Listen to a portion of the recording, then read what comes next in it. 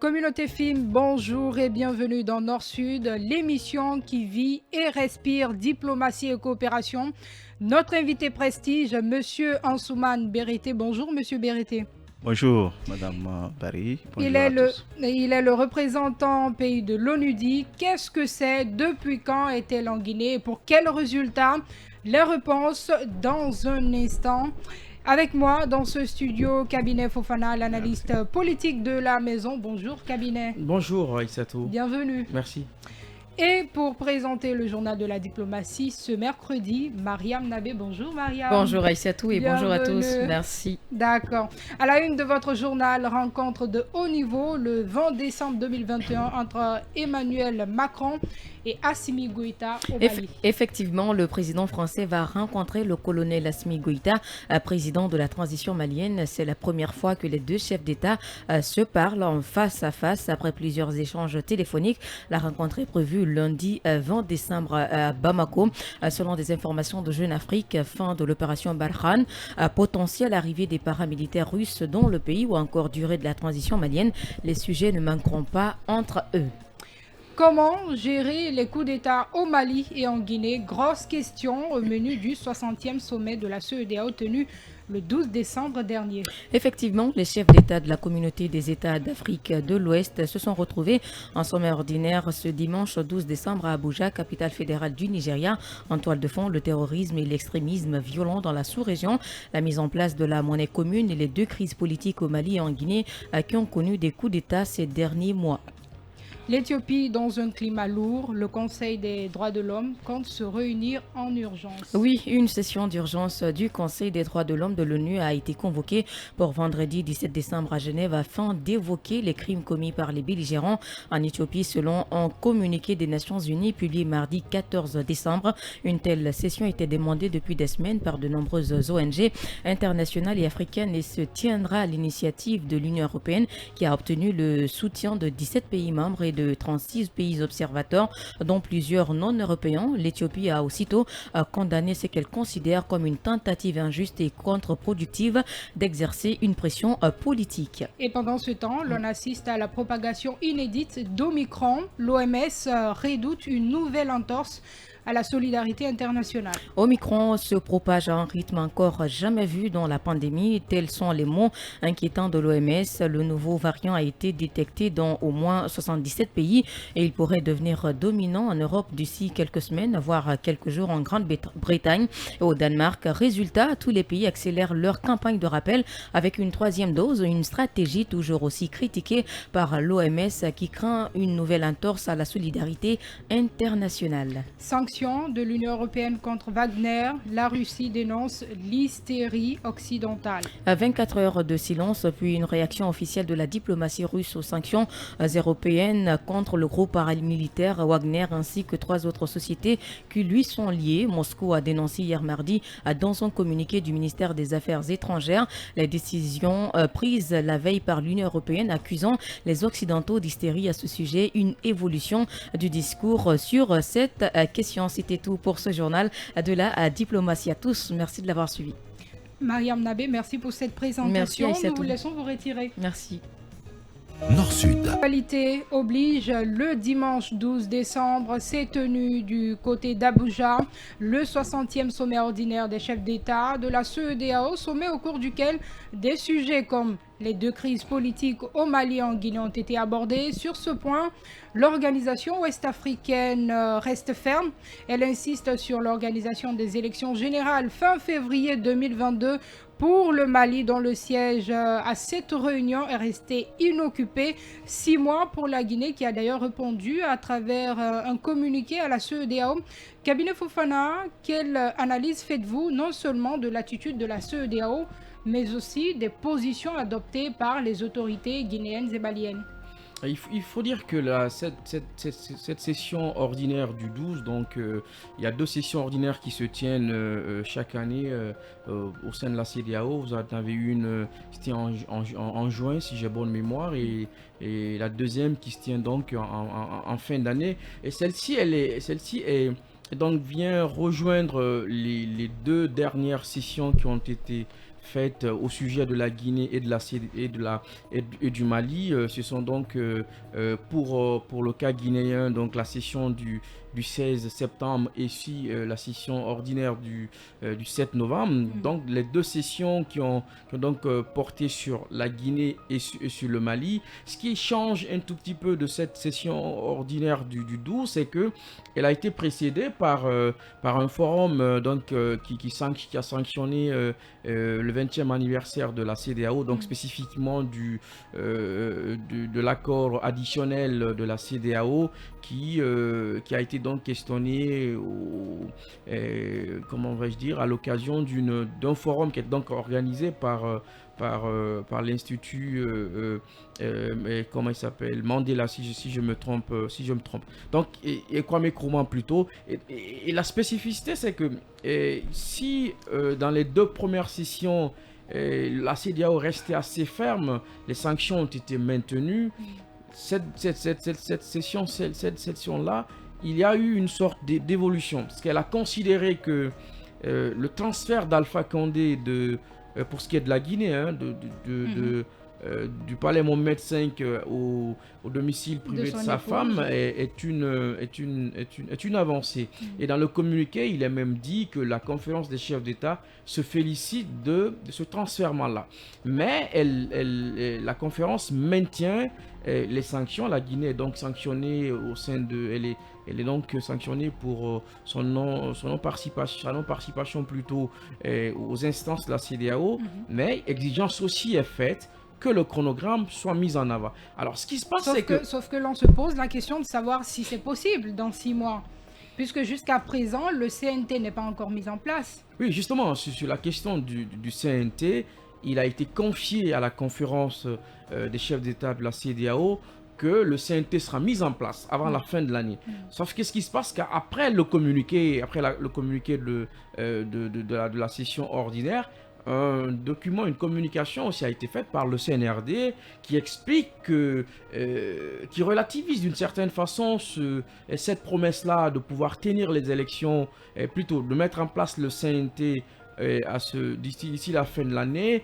Le CNRD explique que la célérité et donc de la mise en place du CNT va dépendre donc de la promptitude par laquelle les acteurs devant prendre part au sein du CNT feront un peu la mise en place du CNT une priorité. Donc ils mettent en avant le fait que pour 81 places seulement, il y a près de 700 et quelques demandes pour les différentes entités devant prendre part. Donc il y a de ce point de vue une sorte de dichotomie qui ne dit pas son nom, une forme d'ambivalence. À la fois on promet à Abuja, donc à travers le Premier ministre et le patron de la diplomatie, que on mettra rapidement en place donc cette année le CNT, et puis après on relativise un peu. Donc cette forme de dichotomie a véritablement une conséquence. La conséquence, c'est que je pense que de moins en moins la parole de l'État guinéen va être prise en compte, parce qu'on va véritablement se poser la question de savoir est-ce qu'il va falloir maintenant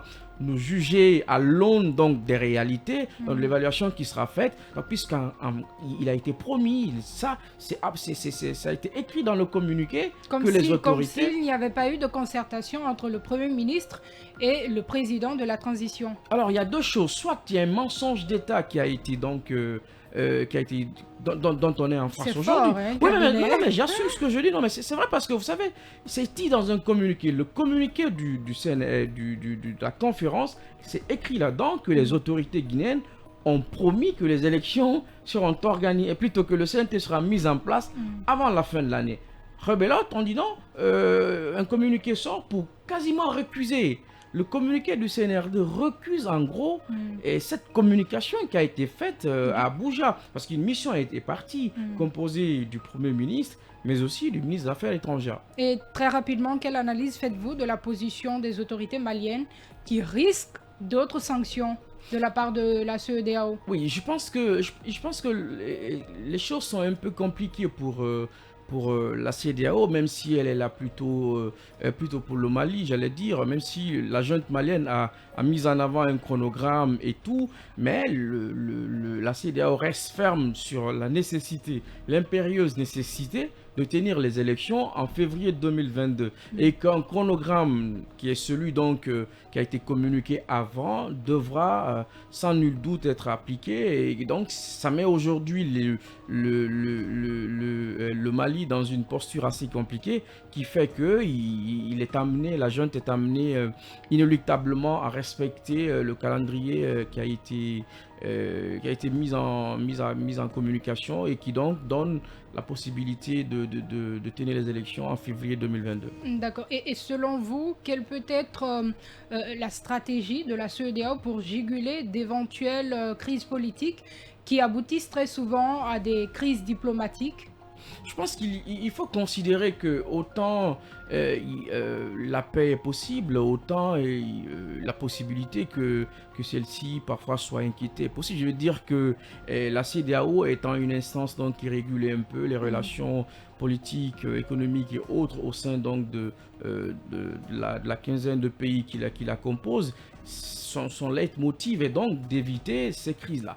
Après, je crois qu'il y a une nécessité aujourd'hui de travailler un peu à redorer le blason de la CEDEAO. Ceci passe notamment par la révision des instruments de la CEDEAO, notamment la question des alternances. Il faudra travailler à plus d'alternance à peser que les fameux troisième mandats et la modification opportuniste des constitutions s'arrêtent pour que l'institution ait plus de force et qu'elle ne soit pas récusée comme elle l'est aujourd'hui quasiment dans des pays comme la Guinée ou le Mali où il y a une opinion publique qui devient de plus en plus rétive quant au rôle de la CEDEAO qui devra normalement consister à empêcher que les chefs d'État se perpétuent au pouvoir et qu'elle ait donc la possibilité de recuser les militaires qui feront irruption au sein de l'espace politique. Cabinet Fofana, merci de partager votre point de vue avec nous. Nous vous laissons vous retirer. Merci. Dans l'espoir de vous retrouver la semaine prochaine. Merci. Je vais à présent me tourner vers notre invité, M. Ansoumane Berete, représentant pays de l'ONUDI. Un habitué de cette émission, c'est vrai que nous l'avions déjà fait, mais un petit rappel de ce qu'est votre institution, sa mission de façon globale et son arrivée en Guinée. Oui, merci beaucoup de l'invitation et de l'opportunité qui m'est offerte de encore partager sur l'ONUDI, sur notre mission globalement. C'est toujours un grand plaisir donc de me retrouver parmi vous et j'en profite pour saluer tous les auditeurs de votre média. L'ONUDI, entendu l'Organisation des Nations Unies pour le développement industriel, est l'une des agences spécialisées du système des Nations Unies et donc mandatée pour accompagner les États membres vers une industrialisation inclusive et durable dans le but de favoriser la prospérité partagée, mais également de favoriser une mondialisation plus inclusive qui fait que les États, tous les États, y compris les plus vulnérables, puissent se retrouver dans le commerce mondial et donc dans le partage des richesses mondiales. Et c'est à cela que nous œuvrons et ça se décline dans les pays diversement selon les priorités des pays et selon aussi quelques facteurs bien entendu externes. D'accord. Et d'une façon ou d'une autre, vous vous inscrivez dans la dynamique de lutter contre la pauvreté. Dites-nous sur ce plateau, quels sont les moyens dont vous disposez pour justement lutter contre ces inégalités-là? Oui, et les moyens dont nous disposons sont de plusieurs ordres. D'abord, l'action de l'organisation vient en appui aux politiques et initiatives des autorités des États, mais aussi de l'ensemble des acteurs qui œuvrent dans le cadre justement du développement industriel, du développement des entreprises, des PME de façon générale. Donc, notre intervention se traduit dans des initiatives de coopération technique. L'ONUDI regorge en interne de viviers importants d'expertise spécialisés sur les différentes problématiques liées au développement industriel inclusif et durable dans toute sa dimension, dans toutes ses dimensions. Mais également, nous sommes connectés à un vaste réseau dans ce sens. Mais plus important, l'ONUDI fait partie du système des Nations Unies et donc au sein de ce système, dans la complémentarité avec les autres agences et en collaboration avec l'ensemble des acteurs du développement international, nous œuvrons autour de l'agenda du développement à l'horizon 2030 et qui s'articule autour des 17 objectifs de développement durable. Et donc, ces 17 objectifs de développement sont des focus d'ancrage autour desquels, avec les États et les acteurs, nous développons des programmes, des projets concrètement qui permettent de lever des contraintes au développement des entreprises. Ça peut être de l'ordre des connaissances, de l'ordre des connaissances techniques notamment, de l'ordre d'accès aux technologies, ça peut être de l'ordre d'accès au financement et donc à travers des partenariats industriels, à travers la mise en place de politiques publiques qui favorisent plus de commerce juste et équitable, qui permettent à certaines catégories de population d'être plus à même d'accéder à des emplois, donc à participer en quelque sorte à la croissance, mais aussi à bénéficier des produits de la croissance économique, entre autres, sans oublier les aspects de durabilité environnementale, puisque en parlant... Justement, d'une façon ou d'une autre, et en gros, vous contribuez au développement industriel de ces pays, mais dans l'atteinte de ces objectifs, vous n'avez pas l'impression que vous portez, disons, atteinte à l'environnement? Alors, ce n'est pas nous qui portons atteinte à l'environnement. Il faut dire que les sociétés humaines dans leur ensemble, par leur mode de vie, leur mode de consommation, de production, ont des empreintes sur l'environnement. Et les activités productives en particulier. En parlant d'activités productives, je vais dire agriculture, je vais parler de pêche, je vais parler d'élevage, je vais parler d'industrie manufacturière, mais aussi extractive, etc. Tous ces éléments ont des empreintes. C'est pour cela le mandat de l'ONUDI en tant qu'institution onusienne n'est pas que de promouvoir l'industrialisation tout simplement, mais c'est d'accompagner les États en tant qu'institution multilatérale, que les États se mettent ensemble et d'accord sur le fait que tout le monde a droit au développement, que chaque État a le droit de s'industrialiser, mais ça doit être une industrialisation qui prenne en compte les intérêts de la planète, qui prenne en compte les intérêts des générations futures, donc qui prenne en compte les dimensions environnementales. Et aujourd'hui, les paradigmes d'économie circulaire et de transition énergétique, justement, ont tout leur sens et se trouvent au cœur aujourd'hui de l'action de l'ONUDI dans sa coopération avec les États et les acteurs du monde industriel pour justement faire en sorte que l'industrialisation que nous voulons aujourd'hui et pour le futur soit une industrialisation plus inclusive, mais surtout une industrialisation verte. D'accord. Un exemple concret, en Guinée par exemple, où vous avez eu à mener une activité qui concilie industrie et environnement.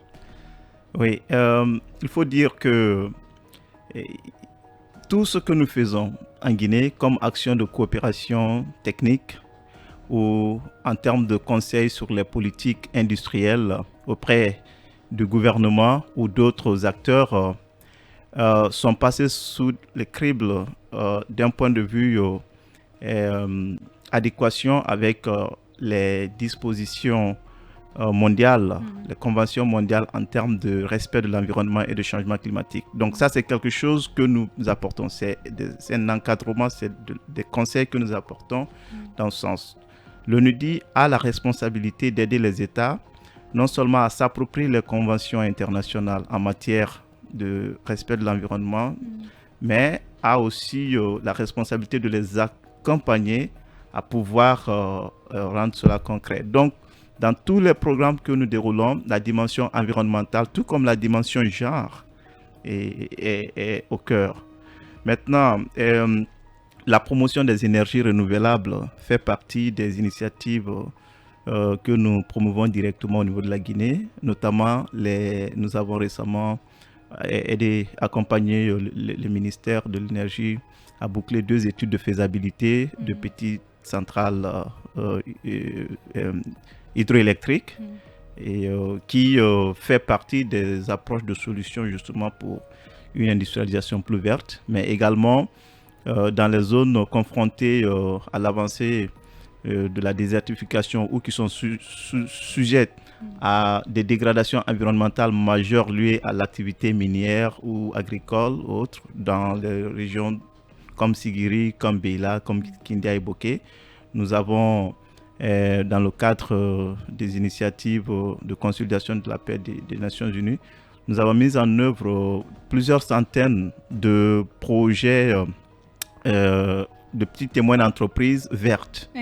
Par exemple, le compostage. Donc, transformer les déchets pour pouvoir les réutiliser dans l'agriculture, dans le cycle agricole. Dans le recyclage. Les déchets plastiques aussi, les transformer en pavés, en différents types d'outils utilisables dans les ménages, mais aussi au niveau des entreprises. L'utilisation du solaire, des dispositifs d'énergie solaire, justement pour pouvoir donner accès à l'eau à des populations dans des zones où il est très difficile d'avoir accès à l'eau, comme on peut l'observer aujourd'hui dans certaines zones minières où les têtes de source sont décimées. Et donc, on a aidé des groupes d'entrepreneurs à mettre en place des systèmes de production d'eau capables de les rapporter des revenus, mais également qui peuvent être utilisés ailleurs pour l'irrigation de surfaces agricoles, maraîchères par exemple. On en a fait du côté de Sigiri, mais aussi on en a fait avec d'autres groupes, notamment de femmes, dans les zones de Boké Sangaré notamment, où il y a beaucoup de besoins. Ça, c'est entre autres. Nous avons donc bien d'initiatives qui sont directement focalisées rien que sur ces questions de durabilité environnementale liées à l'activité industrielle, sans oublier les transferts de technologies aussi. Alors, permettez-moi de vous retirer la parole pour nos obligations commerciales. Et la page info est juste après. On se retrouve pour continuer cette émission. Dans ce studio de FIM FM, dans votre émission Nord-Sud, l'émission de coopération et de diplomatie qui vous parvient tous les mercredis de 14h à 15h.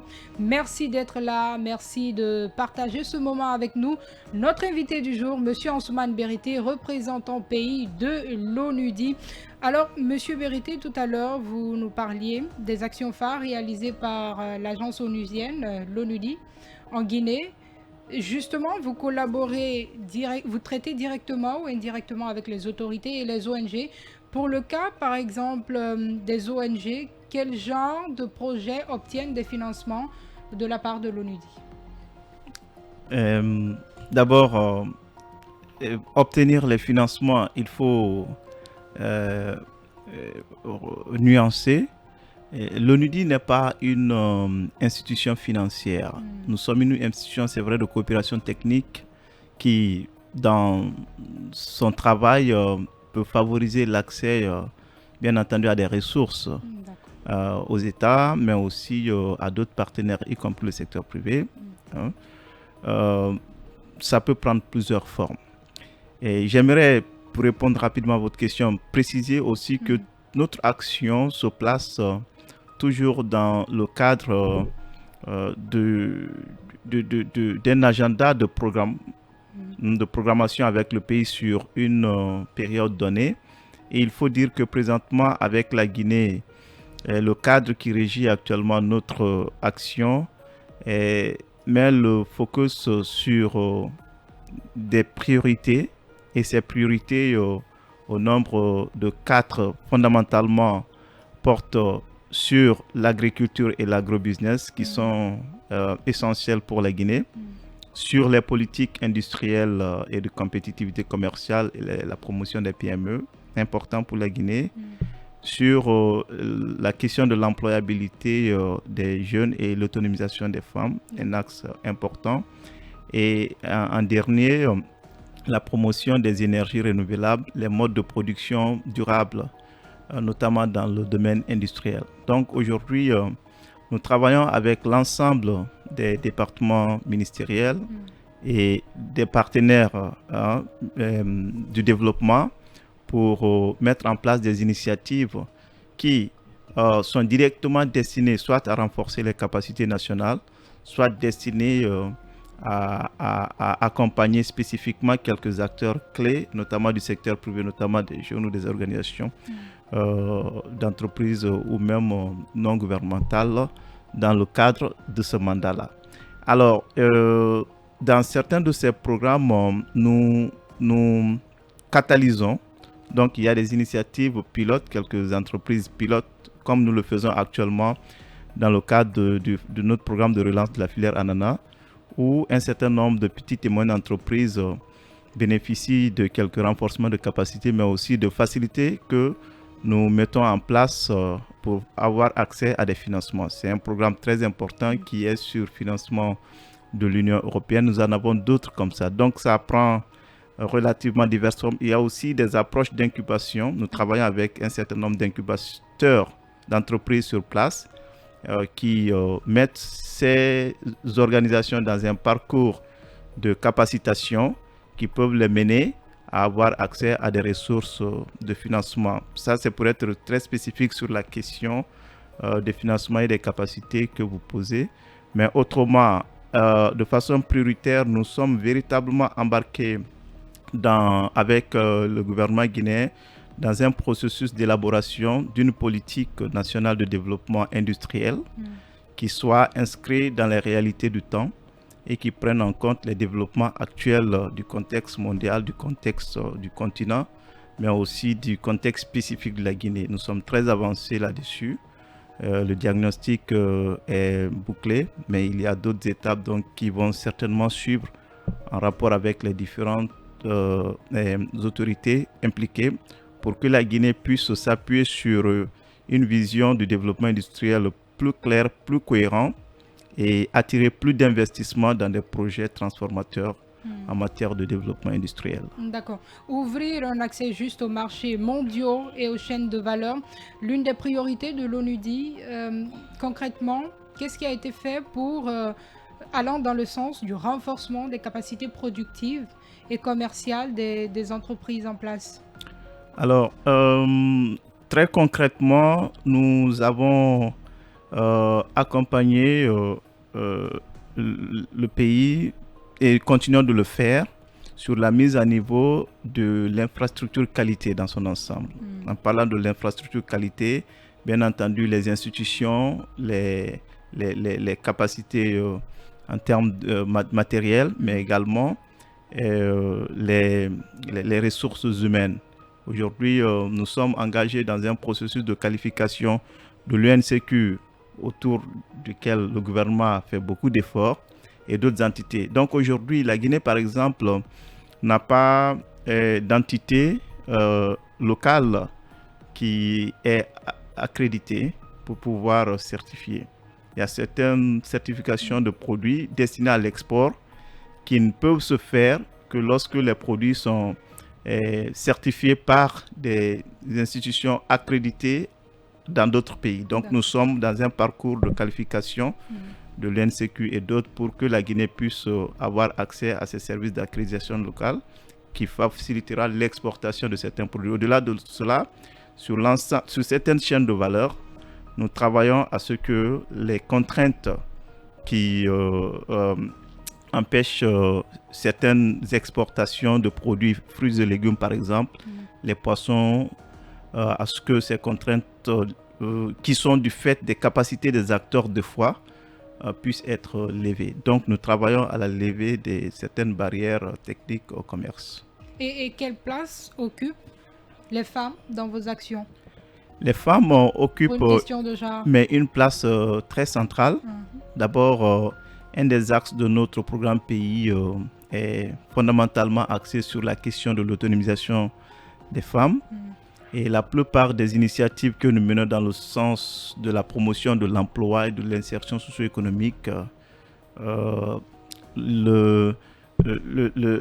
la dimension genre pour faire en sorte qu'on ait au moins, ou même si on n'a pas 50%, mais qu'on ait le quota normalisé. Et donc, nous avons des initiatives qui sont spécifiquement destinées aux femmes, notamment les projets que nous avons menés récemment sur la pêche artisanale. Et donc, pour nous, l'autonomisation des femmes, c'est un instrument majeur pour aller vers la promotion de l'égalité des genres. Et donc, l'ONUDI est l'une des organisations au niveau mondial championne justement de la question de l'égalité des genres et reconnue comme telle. Et en Guinée, nous traduisons cela dans nos différentes initiatives. Alors, Monsieur Berité, nous allons partir hors de la Guinée pour aborder un autre volet. La 19e conférence générale de l'ONUDI s'est tenue récemment à Vienne. Et quel était, si vous voulez, l'enjeu de cette rencontre?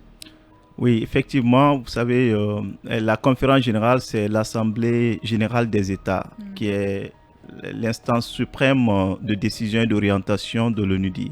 Et donc, qui se tient chaque 2 ans. Et donc, cette année, après 2 années en arrière d'Abu Dhabi, cette conférence s'est tenue. Et c'était l'occasion, après les 8 années de leadership du directeur général Lee Young, de passer la main au nouveau directeur général désigné par les États membres, qui est M. Gerd Müller, un Allemand qui vient apporter certainement un souffle nouveau, mais qui va bâtir sur les 8 années de succès assez remarquables que l'organisation a connu durant les termes de directeur Lee. Et on peut citer essentiellement le fait d'avoir réussi à inscrire l'ODD 9 dans les 17 objectifs de développement pour mobiliser l'ensemble des acteurs autour de la nécessité de rendre l'industrialisation accessible à tous les États était en soi un acquis majeur. Et cela, pour l'Afrique, s'est traduit spécifiquement dans la mise en place de la 3e décennie du développement industriel de l'Afrique, qui très récemment a débouché sur la tenue du premier sommet africain sur l'industrialisation, qui devrait se tenir en novembre, mais qui a été malheureusement repoussé en début d'année, qui va être une plateforme par excellence justement pour amener à un autre niveau le dialogue mondial autour des défis de l'industrialisation de l'Afrique. Et parmi les initiatives phares aujourd'hui et qui ont été mises en avant au niveau de la conférence générale, sur lesquelles l'ONUDI va beaucoup s'investir dans les temps à venir avec les autres États, c'est justement faire avancer l'agenda de cette 3e décennie pour l'Afrique. Également, la décennie d'action pour accélérer la réalisation des ODD est un des éléments majeurs. L'accès à l'Afrique, à la fabrication de vaccins, à des innovations, en tout cas industrielles, pour que des médicaments et les vaccins notamment puissent être produits sur l'Afrique, était au cœur également de cette conférence générale. Et il y a eu des avancées majeures en la matière. Et cette conférence aussi a revu les bonnes pratiques en matière de financement du développement industriel à travers le monde.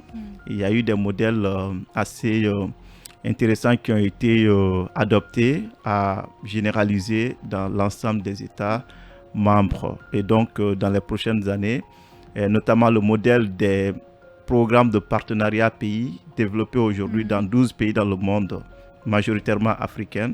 C'est un modèle qui va être disséminé et qui a été prouvé comme une approche gagnante pour développer des chaînes de valeur à fort avantage pour les États et qui peut les inscrire, les permettre de se positionner valablement et durablement dans les chaînes de valeur au niveau régional et au niveau mondial, donc participer de façon un peu plus substantielle à l'activité productive mondiale. D'accord. Nous allons revenir vers vous, mais en attendant, nous ouvrons la rubrique Nord-Sud Impact. Ce mercredi, nous donnons la parole à Monsieur Sékou Oumar Cissé, commissaire général du Salon de l'industrie de Guinée. Oui. Monsieur Cissé, bonjour et bienvenue. Oui, bonjour à tous. Alors, le SIG 2021, c'est pour bientôt. D'abord, comment Oui, est née oui. l'idée de mettre en place un tel événement et quel lien avec l'ONUDI? D'accord. Mais au fait, déjà, on vous remercie de nous donner la parole au niveau de Fumier Ferme. Et déjà, nous tenons à profiter de votre antenne pour remercier ONUDI par le biais de son représentant pays.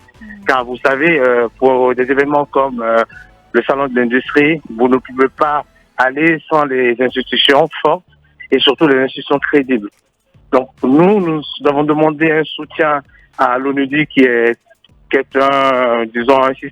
c'est une organisation du système des Nations Unies aujourd'hui pour qu'elle nous accompagne effectivement dans la réussite de ce salon, chose qui a été faite dès la première demande, étant donné qu'on s'est rendu compte que c'est l'une des institutions aujourd'hui dans le partenariat technique à apporter un soutien au ministère de l'Industrie.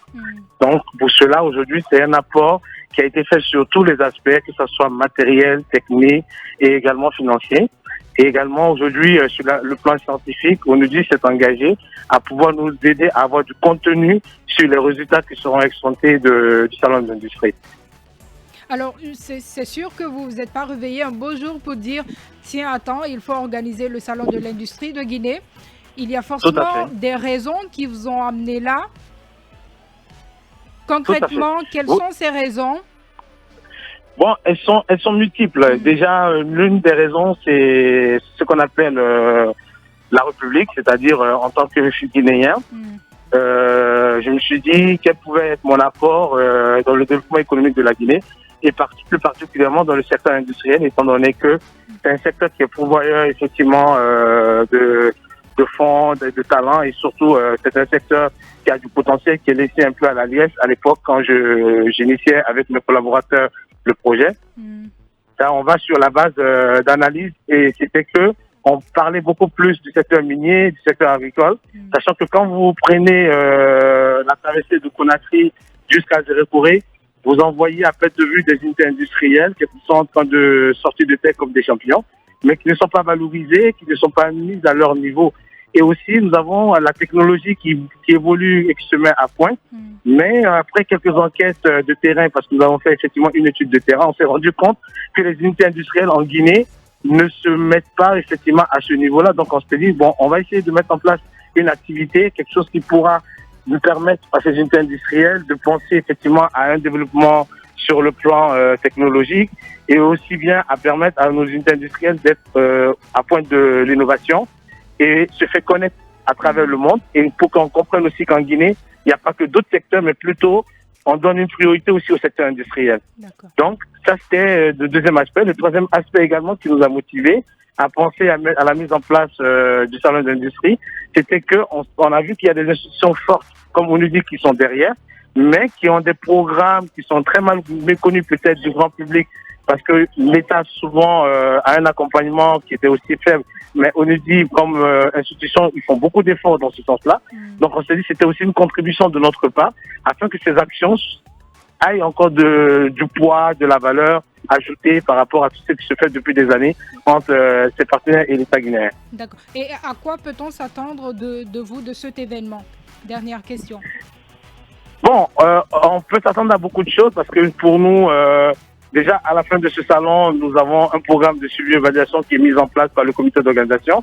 On peut s'attendre à des résultats qui seront très escomptés, tels que par exemple avoir du contenu local afin de valoriser le secteur industriel, permettre à l'État d'avoir à travers le programme pays ONUDI des activités encore plus créatives pour permettre à ces secteurs de mieux se développer. Mais aussi, nous avons aujourd'hui à l'idée de permettre à ces industriels-là de partir en compétition. Vous savez bien qu'il y a la zone ZLECAf qui est en train de se créer. Et étant donné que nous sommes également dans cette zone, pour nous, il sera important à travers le Salon de l'Industrie de Guinée que nous soyons à la pointe de cette compétitivité. Que le Salon de l'Industrie soit positionné comme acteur qui pourra driver toutes les industriels guinéens à se lancer sur le marché africain, surtout sur la zone ZLECAf, pour que lorsque nous allons lancer cette zone ZLECAf, qu'on puisse être compétitif et qu'on puisse rappeler beaucoup de marchés, surtout qu'on puisse livrer dans tous les pays en Afrique à travers la production locale. D'accord. Monsieur Sékou Oumar Cissé, commissaire général du Salon de l'Industrie, merci de répondre à nos questions. je vous remercie encore une fois et on vous attend au Salon de l'Industrie les 20 et 21 décembre prochain. Inch'Allah, film sera de la partie. Alors, Monsieur Berité, vous venez de suivre tout à l'heure le commissaire général du SIG, un partenaire à vous. Très rapidement, qu'est-ce que vous avez à dire, votre réaction? Oui, je pense qu'il a très bien brossé le contexte, mais aussi placé cet événement dans le cadre qui nous a motivés tous à nous y inscrire. Il faut dire que chaque année, l'ONUDI accompagne la Guinée dans la célébration de la journée de l'industrialisation de l'Afrique, qui est une journée instituée depuis 1989 par l'Assemblée générale des Nations unies et dont l'Union africaine avec ses partenaires s'approprie. Et donc cette année, nous avons voulu donner à la célébration de cette journée une connotation un peu plus poussée et avec un contenu concret. Et donc ce salon est venu à point nommé pour donner ce contenu. Je pense qu'il y a un certain nombre d'activités qui sont prévues que j'espère vont nous permettre de voir un peu plus clair dans l'horizon et de mobiliser les partenaires pour continuer d'œuvrer auprès de la Guinée dans son processus de développement industriel. D'accord, ce sera sans doute ma dernière question pour vous, Monsieur Berité. Quelle est la feuille de route de l'ONUDI Guinée pour stimuler justement le développement durable au XXIe siècle? La feuille de route de l'ONUDI de façon globale, vous voulez dire? Oui, Guinée. En Guinée, d'accord. En Guinée spécifiquement, c'est aussi nous inscrire dans l'accompagnement du pays à pouvoir s'inscrire de façon efficace dans le marché régional et continental. Si c'est l'a rappelé tout à l'heure, il y a la ZLECAf qui est déjà effective et donc où l'objectif est d'accroître le commerce interafricain qui est aujourd'hui très très limité. Et le risque pour les pays qui ne vont pas accélérer leur industrialisation et rendre leur tissu industriel et leurs entreprises plus compétitives est qu'au final, ils se retrouvent piégés comme consommateurs perpétuellement. Et donc notre objectif aujourd'hui, c'est d'aider la Guinée à mieux évaluer la situation du secteur et de mettre en place les politiques et les instruments opérationnels qui vont permettre de mieux se positionner. Et donc notre feuille de route sera de nous appuyer sur le diagnostic que nous venons de finir avec en appui au ministère, de sorte que tous les partenaires et les acteurs nationaux s'approprient ce diagnostic et œuvrent ensemble sur la feuille de route subséquente qui devrait mener à l'élaboration de cette politique qui doit être intégrée et multisectorielle, multidimensionnelle. Donc, parlant du développement industriel, on a plus d'une dizaine de départements ministériels de secteurs qui sont concernés par des initiatives à prendre. Donc, nous allons continuer à activement œuvrer à leur côté, mais aussi aux côtés des acteurs du secteur privé, bien entendu, de la société civile. Monsieur Berité, merci de répondre à nos questions. Merci beaucoup, madame. Alors, pour cette dernière partie, nous ouvrons la rubrique Parole à la diaspora. Monsieur Mamadi Diawara, juriste en droit public et ancien président des étudiants et guinéens de Limoges, c'est en France. Bonjour et merci de nous rejoindre dans cette émission. Oh là là, malheureusement, il nous a quittés. En attendant que, très rapidement, Monsieur Berité, qu'est-ce que les auditeurs de FIM FM, les téléspectateurs, peuvent retenir de votre passage dans cette émission? Je sais pas, j'espère qu'ils ont pu peut-être tirer de l'utile dans ce que j'ai partagé, mais je voudrais dire que l'ONUDI est un acteur au sein de la grande famille du système des Nations Unies qui est là pour œuvrer auprès des autorités guinéennes, auprès des acteurs du secteur privé, pour les populations guinéennes. Donc nous restons mobilisés et disponibles pour poursuivre notre coopération et la collaboration avec les différents acteurs dans le cadre de l'exercice de notre mandat. Nous pensons que le potentiel pour que la Guinée accélère son processus de développement industriel et se place à bon niveau dans le concert des nations existe, mais cela nécessite des politiques ambitieuses, conséquentes, et des efforts à tous les niveaux, une discipline d'action également. Et je pense que donc je pense que c'est accessible, mais il faut retenir que tous les États y aspirent, et donc il y a une certaine compétition.